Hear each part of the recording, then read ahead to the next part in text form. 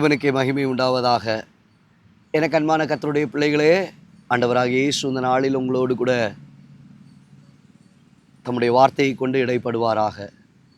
நீதிமொழிகளின் புஸ்தகத்திலே 16வது அதிகாரம் 25வது வசனத்தில் வாசிக்கிறோம். மனுஷனுக்கு செம்மையாய் தோன்றுகிற வழி உண்டு, அதன் முடிவோ மரண வழிகள். தேவ பிள்ளையே, வார்த்தை இவ்வண்ணமாய் விவரிக்கிறது. வழிகள், அநேக வழிகள் உண்டு. அதிலும் குறிப்பாக மனுஷர்களுக்கு செம்மையாய் தோன்றுகிற வழிகள் உண்டு. நிறைய பேர் சொல்கிற ஒரு வார்த்தை, எனக்கு என்ன தோணுதோ நான் அதான் செய்வேன், என் இஷ்டத்தின்படி தான் ஓடுவேன், எனக்கு தெரிஞ்சபடி தான் நான் செய்வேன். ஆண்டவர் சொல்லுகிறார், எப்பா அந்த வழிகள் மரண வழிகள். ஊழியக்காரன் சொன்னால் கேட்கறது கிடையாது, சபையிலிருந்து கர்த்தருடைய வார்த்தை புறப்படும் போது கேட்கறது கிடையாது, வசனத்தில் உறுதியாய் நிற்கிறது கிடையாது, வார்த்தைகள் உள்ளே கிரியை செய்கிறது கிடையாது. தனக்கு செம்மையாய் தோன்றுகிற பாதையில் நான் என்ன தப்பு பண்ணேன், நான் என்ன செஞ்சேன், நான் கரெக்டாக தானே இருக்கிறேன், அவன் அப்படி இல்லையா, அவள் அப்படி இல்லையா, அதெல்லாம் உனக்கு தேவையில்லை. உனக்கு செம்மையாய் தோன்றுகிற வழியின்படி நீ போகாத, அது உனக்கு மரண வழியாய் இருக்கும். மரண வழியாக இருக்கும். மரணம் என்பது லிட்ரலாக நீ அங்கே உன் மரணத்தை பார்க்க முடியாது.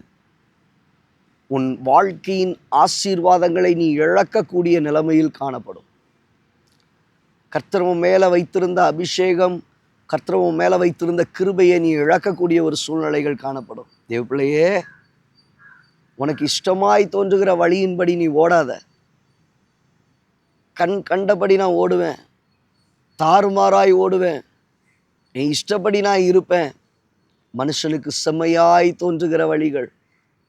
தேவ சமூகத்தில் காத்துருங்க. ஆண்டவர் உங்களுக்காக ஆயத்தப்படுத்தி வைத்திருக்கிற ஆசீர்வாதங்களை சுதந்திரிக்கிறதற்கு ஆண்டவர் சொல்லுகிற வழியின்படி ஓடுங்க. அது உங்கள் பிஸ்னஸாக இருக்கலாம், உங்கள் வேலையின் காரியங்களாக இருக்கலாம், சபையின் காரியங்களாக இருக்கலாம், ஊழிய காரியங்களாக இருக்கலாம், ஆவிக்குரிய வாழ்க்கையாக இருக்கலாம். எதுவாக இருக்கட்டும், எதுவாக இருக்கட்டும், ஆண்டவரே எனக்கு செம்மையாய் தோன்றுகிற வழி இல்லை, அப்பா நீங்கள் என்ன சொல்லுகிறீர்களோ அந்த வழியின்படி ஓட. ஸ்தோத்திரம், ஸ்தோத்திரம். அந்த வழியின்படி ஓட கர்த்தர் எனக்கு முன்பாக வைத்திருக்கிறதான பாதையிலே நடக்க, வேத வசனத்திலிருந்து, ஆலயத்திலிருந்து, ஊழியக்காரன் மூலமாய் கர்த்தர் என்ன பேசுகிறாரோ, எனக்கு கர்த்தர் கொடுத்த பெற்றோர்கள், எனக்கு கர்த்தர் கொடுத்த குருமார்கள் என்ன சொல்லுகிறார்களோ அந்த படி செய்ய எனக்கு உதவி செய்ய ஆண்டவரே. கர்த்தருக்கு பிரியமான வழிகளை நீங்கள் தெரிந்து கொள்ளுங்க. கர்த்தர் உங்களை ஆசீர்வதித்து நிறுத்துவார். கண்களை மூடி ஜெபிக்கலாமா? நல்ல தகப்பனே, இந்த வார்த்தைகளை கேட்ட உம்முடைய பிள்ளைகளுடைய வாழ்க்கையில் மனுஷனுக்கு செம்மையாய் தோன்றுகிற வழிகள், ஆண்டவரே அந்த பாதையை உம்முடைய பிள்ளைகள் தெரிந்து கொள்ளக்கூடாது, அதன் முடிவோ மரண வழிகள், தங்கள் ஆசீர்வாதத்தை இழக்கக்கூடிய வழிகள். அப்படி போய்விடாதபடிக்கு தங்கள் ஓட்டத்தில், தங்கள் நடைகளில் கவனமாய் இருக்க உதவி செய்யும். கவனமாய் இருக்க உதவி செய்யும். கர்த்தர் வைத்திருக்கிற பாதைகளை பிடித்து கொள்ள கர்த்தர் கொடுத்திருக்கிற ஊழியர்கள், கர்த்தர் கொடுத்திருக்கிற தகப்பன்மார்கள், கர்த்தர் கொடுத்திருக்கிற பெற்றோர்கள் சொல்லுகிற வார்த்தைக்கு கீழ்ப்படிய, கர்த்தர் நியமித்த எஜமான்களுக்கு கீழ்ப்படிய, இந்த வார்த்தையின்படி நடக்க முடிய பிள்ளைகளுக்கு கிருபை தார். இயேசுவின் நாமத்தில் பிதாவே.